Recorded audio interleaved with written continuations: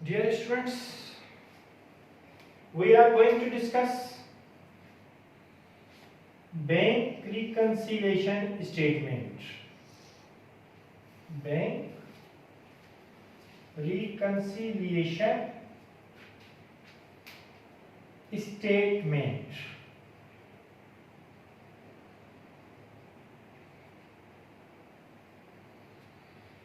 Reconciliation का मतलब है मिलाना या बराबर करना।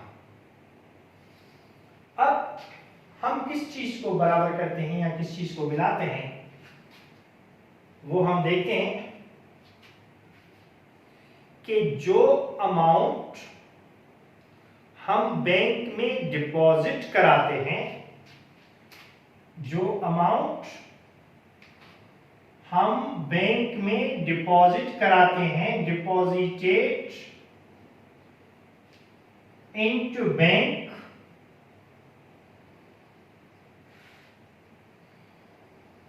उसके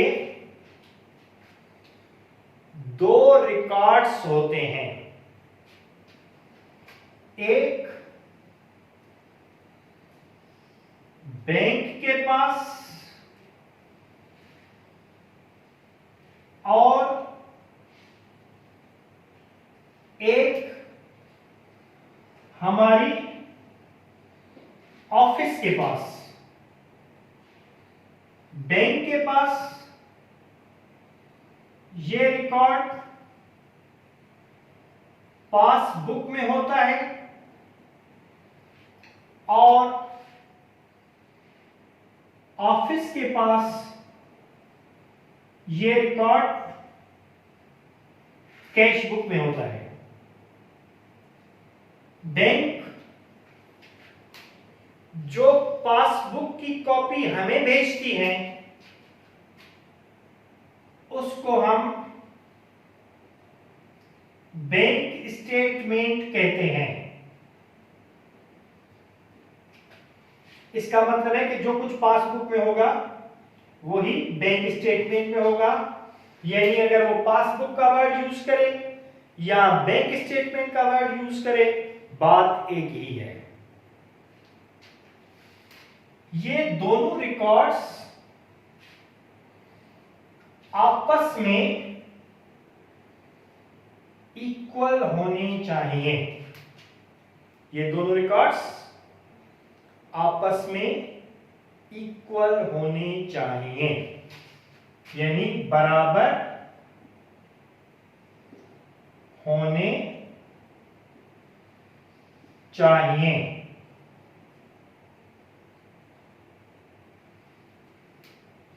अब पहली बात तो मैंने ये की। दूसरी बात मैं ये कह रहा हूं कि ये दोनों रिकॉर्ड्स आपस में बराबर नहीं होते हैं। बराबर नहीं होते हैं। तीसरी बात कह रहा हूं कि अगर ये बराबर भी हैं तो लाजमी है नहीं कि करेक्टेड बैलेंस हो, कि करेक्टेड बैलेंस हो। अब यहां पर सवाल उठता है कि क्यों लाजमी है। हर कोई कहेगा कि भाई तीन मुख्तलिफ चीजें आप कह रहे हैं तो ऐसा क्यों है, Y.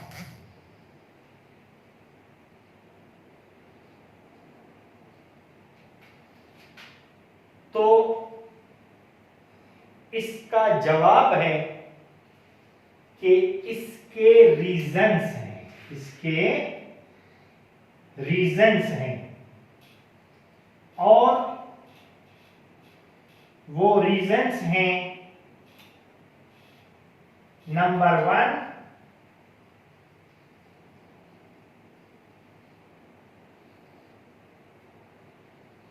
uncollected checks.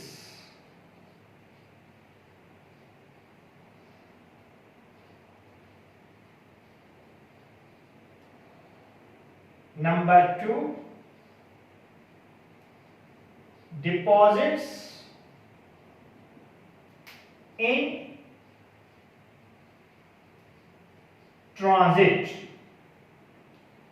Number 3, unpaid checks. Number 4, omissions. Number 5, errors.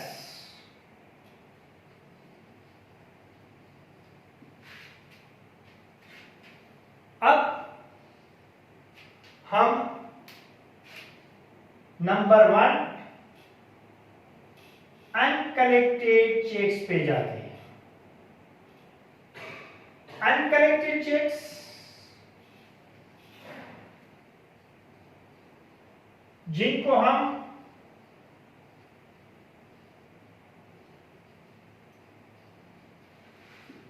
Uncredited checks भी कहते हैं।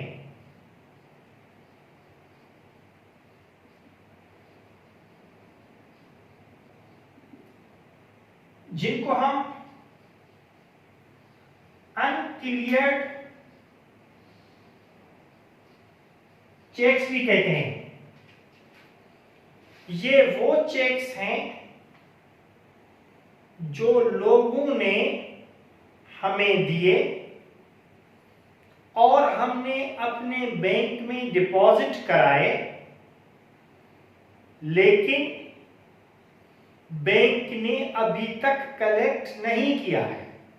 बैंक ने अभी तक कलेक्ट नहीं किए हैं, उनको कहा जाता है अनकलेक्टेड चेक्स। उसके बाद है unpaid cheques, sorry, deposits in transit.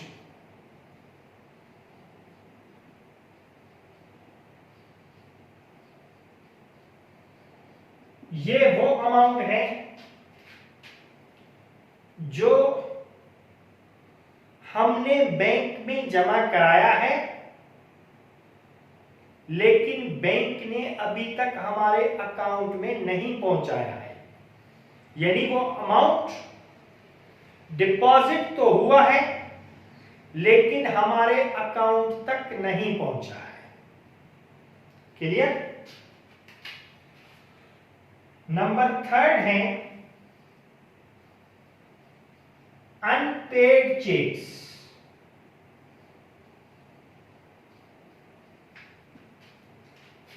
इनको हम अनप्रेजेंटेड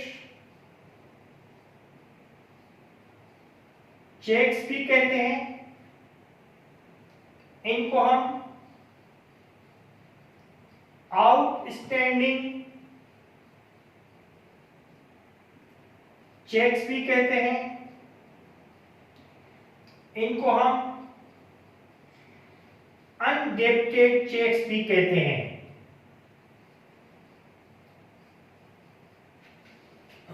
ये वो चेक्स हैं जो हमने लोगों को दिए हैं, लेकिन लोग अभी तक बैंक नहीं पहुंचे हैं।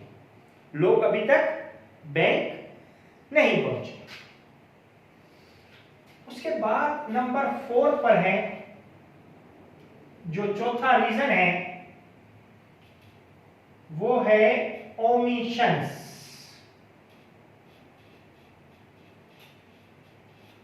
ओमिशंस का मतलब है जो चीजें हमसे रह जाए।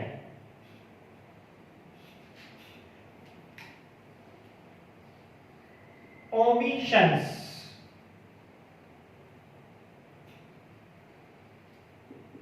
ओमिशंस जिसमें दो चीजें आती हैं। Number 1 collections, number 2 deductions. Collections में नंबर 1 है डायरेक्ट डिपॉजिट्स, वो अमाउंट्स जो हमारे कस्टमर्स डायरेक्टली हमारे अकाउंट में जमा करा देते हैं। सपोज करें कि हम के इलेक्ट्रिक हैं या स्वीगेस कंपनी है और हमारे कस्टमर्स हमारे बिल डायरेक्टली हमारे अकाउंट्स में जमा कराते हैं और हमें पता नहीं चलता है उसका, जब तक हमारे पास बैंक स्टेटमेंट ना आए। तो इसको कहा जाता है डायरेक्ट डिपॉजिट्स, यानी जो हमारे कस्टमर्स हमारे अकाउंट में डायरेक्टली डिपॉजिट कराते हैं। नंबर 2 इंटरेस्ट और मार्कअप ऑन डिपॉजिट्स। बैंक हमें हमारी डिपॉजिट्स पर कुछ इंटरेस्ट या मार्कअप देता है, वो भी कलेक्शंस में आता है और वो डायरेक्टली बैंक हमारा इंक्रीज कर देता है। नंबर 3 है डिविडेंड्स।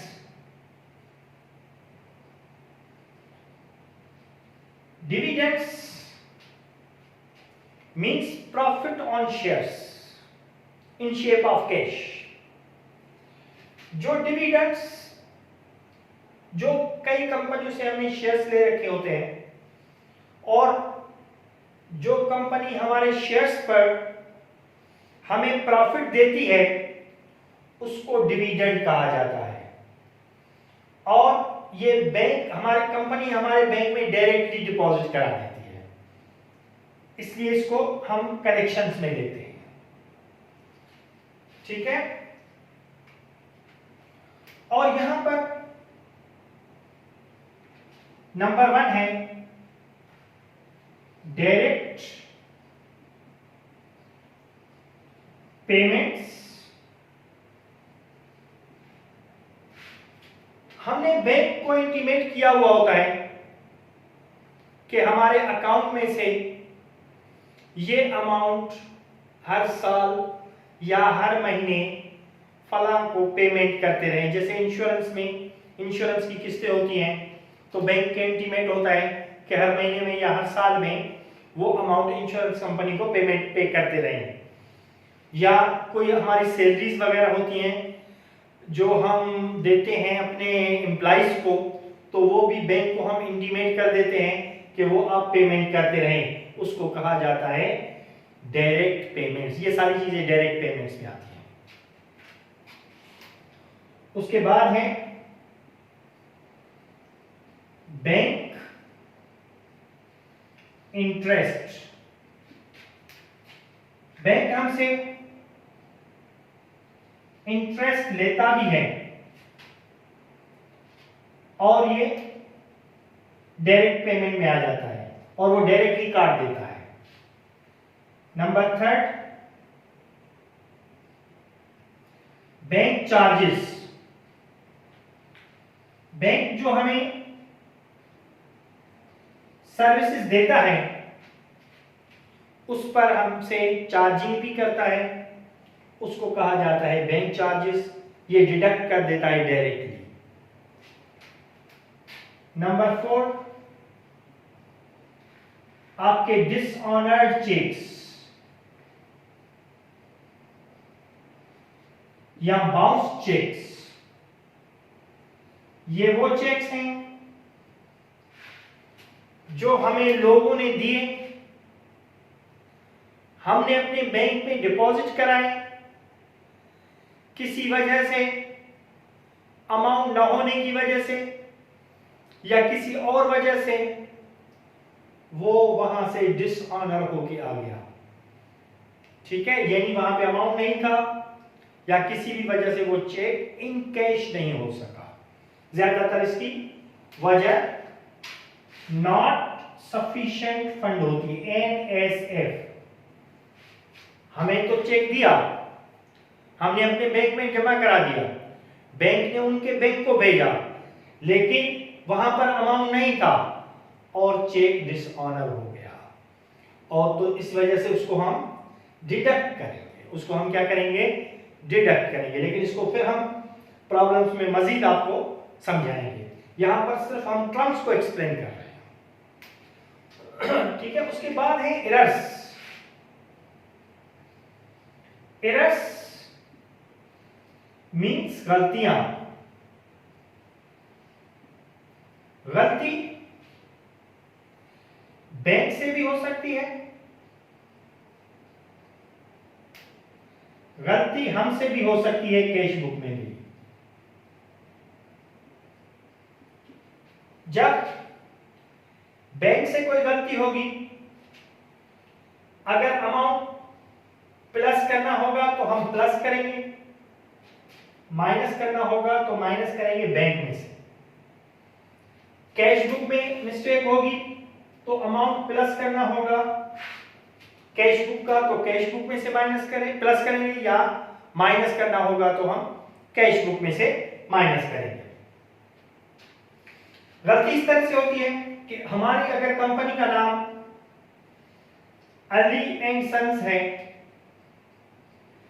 बैंक ने क्या किया कि अली एंड कंपनी का अमाउंट चेक जो है हमारे उसमें से अकाउंट में से डिडक्ट कर दिया, तो ये मिस्टेक बैंक की है। यही मिस्टेक कि हमने हमारे बैंक में या हमारे अकाउंट में किसी ने 5,000 जमा कराए और हमने उसकी जगह पे 50,000 लिख दिए, तो ये कैश बुक की गलती है। यही मिस्टेक बैंक की भी हो सकती है। तो ये थे सारे इसके टर्म्स जो हमने डिस्कस किए, जिसमें ये होता है कि अगर कोई इनमें बराबर नहीं आता है या करेक्टेड अमाउंट नहीं होता है तो उसके रीजंस क्या होते हैं, और वो रीजंस और उनके टर्म्स मैंने एक्सप्लेन कर दिए हैं।